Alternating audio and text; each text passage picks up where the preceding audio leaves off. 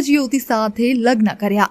મોટા ભાઈ એટલે વરરાજા નંબર 1 સરકારી કર્મચારી છે, નાનો ભાઈ વિદેશમાં નોકરી કરે છે અને દુલ્હન ભણેલી ગણેલી છે। આ ત્રણેયનું એવું કહેવું છે કે સભ્યો જૂની પરંપરાને અમે નિભાવી રહ્યા છીએ। તમને સવાલ થતો હશે કે એક યુવતી બે સગા ભાઈ સાથે લગ્ન કેમ કર્યા? આ કહાની હિમાચલ પ્રદેશના સિરમોરની હાટી સમુદાયની છે, જેમાં બે સગા ભાઈઓ પ્રદીપ નેગી અને કપિલ નેગીએ બાજુના ગામની સુનીતા સાથે લગ્ન કર્યા। લગ્ન આજે ભારતભરમાં ચર્ચાનું કેન્દ્ર બન્યું છે।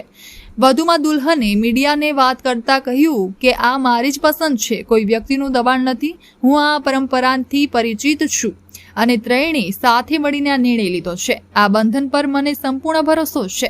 આ લગ્ન હાટી સમુદાયની જૂની પરંપરા ઉજલા પક્ષ અંતર્ગત થઈ રહ્યા છે। આ પરંપરાને બહુપતિત્વ વિવાહ પ્રથા કહેવાય છે। યૌન સંબંધો માટે પત્નીના સમયનું સામાન્ય રીતે વિભાજન થાય છે અને જન્મેલા બાળકોને બધા ભાઈઓના ગણવામાં આવે છે। બાળકના નામ પાછળ સરકારી ચોપડે મોટા ભાઈનું લખાય છે।